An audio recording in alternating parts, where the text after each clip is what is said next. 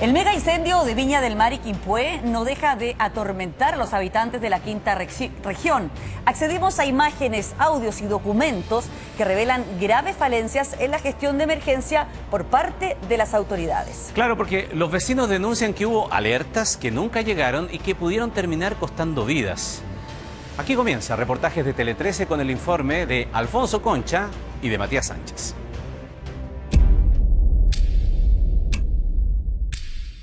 Es la entrada a un hogar cuya historia desapareció bajo las llamas del mega incendio que azotó a Viña del Mar y Quilpué el 2 de febrero recién pasado.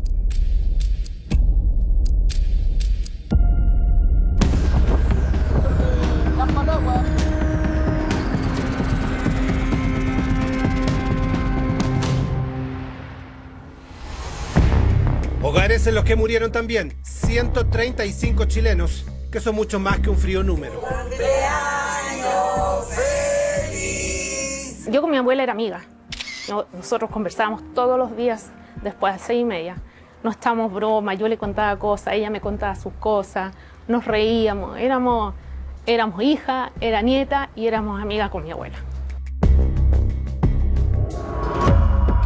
Por ese dolor que provocó el 2F, es que muchos familiares de las víctimas comienzan a salir del impacto inicial y piden que los eventuales responsables de las muertes respondan.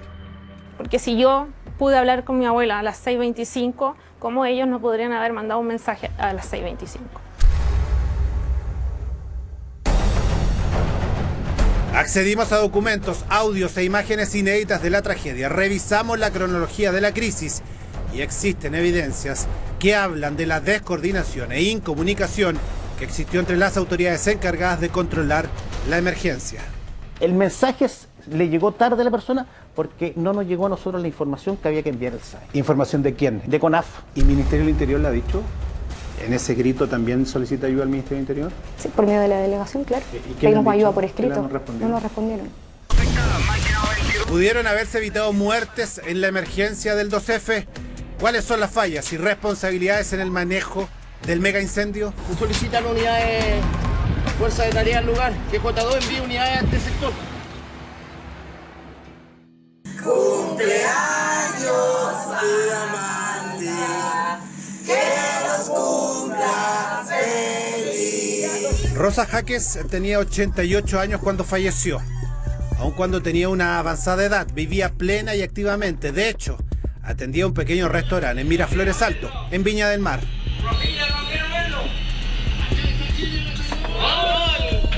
Gozadora de la vida, bromeaba y decía tener ascendencia francesa y por eso no se perdía ningún partido de la selección gala.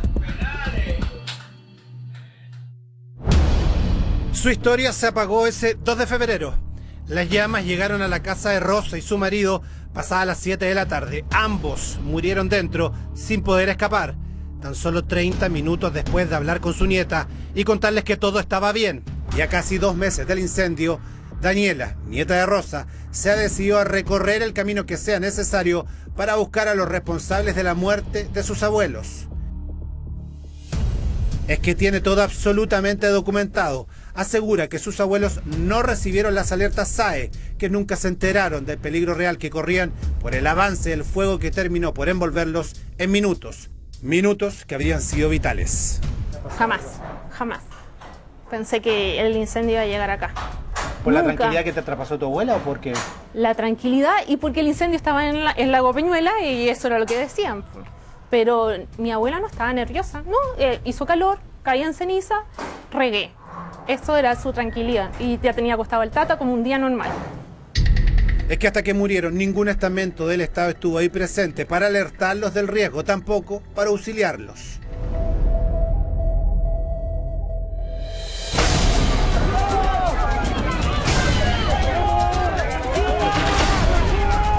No hay registro de ese día que nos dé cuenta de la dimensión de la emergencia. Hubo múltiples focos en diferentes espacios urbanos que terminaron por convertir en cenizas un tercio de Viña del Mar y golpearon también a Quilpué. Solo en Viña del Mar, cerca de 4.500 viviendas quedaron reducidas a polvo y según bomberos, la extensión del incendio completo superó las 8.500 hectáreas. lo que equivale a 134 veces la superficie que ocupa el Estadio Nacional actualmente.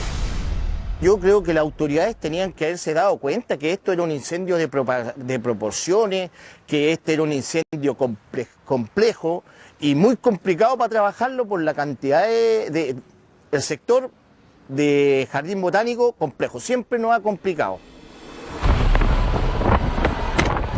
Este es el incendio del Jardín Botánico. A esto se refiere el líder del Cuerpo de Bomberos de Viña del Mar. Según la cronología que nosotros revisamos, el aumento en la gravedad de este incendio antes de desbordarse se produjo cerca de las 17 horas. Ese fue el punto de inflexión exacto de la tragedia. Así se alertaba ese día.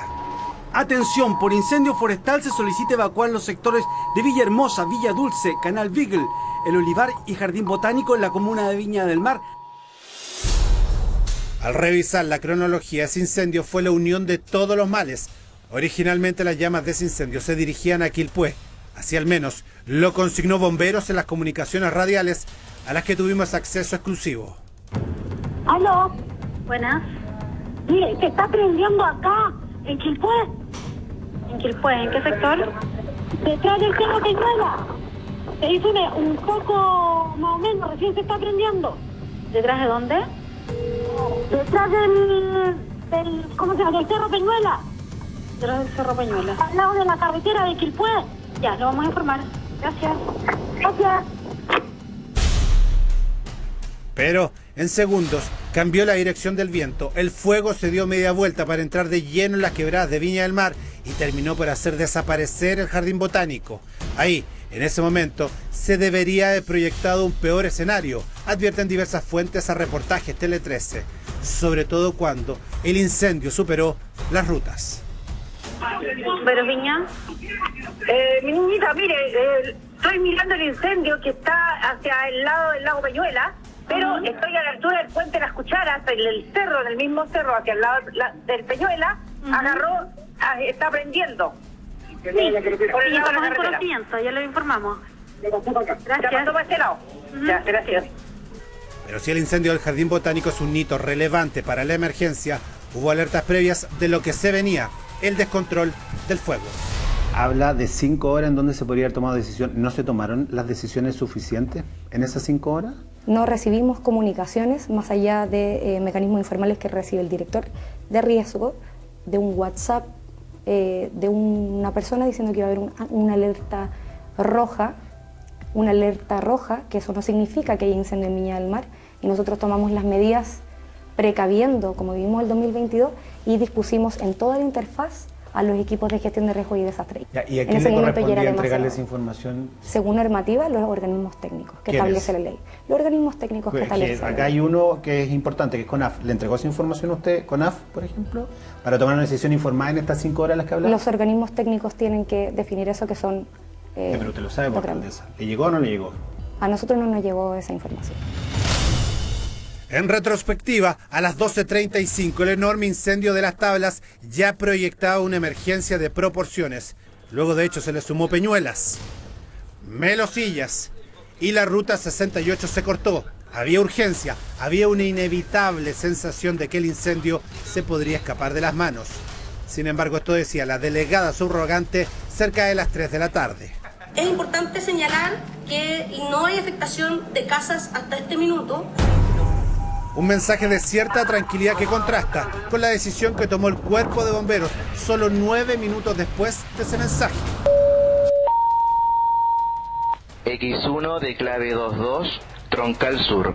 Máquinas 13, 52, 62, 72, 82, 92 y 102. Avanzan a Troncal Sur, 1806. Cerca de 500 voluntarios y 30 carros se pusieron en ese momento a disposición del combate del incendio. Una verdadera fuerza de tarea que horas después se fue reforzando. Es que lo que venía sería duro. Pareciera que usted tuvo una urgencia que no tuvo el resto de las autoridades. Usted acuarteló a su gente, las otras autoridades enviaban mensajes de cierta tranquilidad a las 3:01.